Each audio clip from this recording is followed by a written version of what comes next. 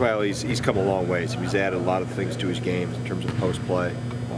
We actually pulled out. They don't know it yet, but we have a little highlight reel from them in high school coming tomorrow for those three guys. And he was a skinny, scrawny, played a lot, very similar in terms of how you see him come with the ball in transition. A lot of that was the clips were all that type of format. So, I think he's just, he's added parts to his game. He's bigger and stronger, obviously that's the obvious, but I think he's added some things with his back to the basket. He wasn't as comfortable maybe when he was younger as what he is now. Obviously his footwork and his ambidexterity with his hands, all those things that he's always had, even in that little clip tape we made. He's pretty good with his right and his left hand, so he's made the most of his opportunities. You don't ever know how good a player is going to be because you're in a position. He's been able to be a part of so many opportunities that I think the biggest thing is he's taken advantage of what he's been able to be a part of. Whether it's learning under Frank, I think was huge. He started right away as a redshirt freshman and started every game of his career and got a chance, like I mentioned earlier, playing with some more experienced through his freshman and sophomore year, and then had a lot thrown at him as a junior, as a senior. So I don't know if anybody ever would have envisioned this. Like if anybody says that, they're not telling the truth, because you could never forecast those things because you don't know what the experiences are going to be.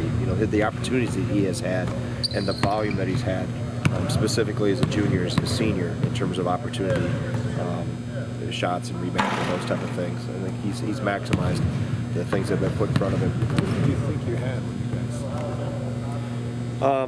guys? Just a guy that a guy that loved the game, that was hungry. Raw. I think that was one word that was used a lot. And knew that he had to develop some parts to his game, but yet he loved to play. And one of those guys that we felt was kind of a diamond in the rough before those didn't even exist anymore. But he, like I said, he's added components to his game, and he's grown. I think the biggest thing I'm most proud of him, and obviously all the things on the floor that everybody sees, but him as a person and his communication skills. He was extremely introverted early in his career, and that's taken him a while to come out of his shell and be comfortable in a group and be comfortable speaking his mind in the locker room and those things. And I think just how he's been able to grow as a person off the floor. I think he's taken a big step on the floor. He's come twice as far off the floor as what he did on the floor. Is it safe to say he's put himself in a position to be considered one of the best players to come through this program, certainly from a statistical standpoint? Yeah, I think there's no doubt. I mean, there's been so many great ones, but the other players have been a part of different circumstances, different times, different eras, surrounded by different players.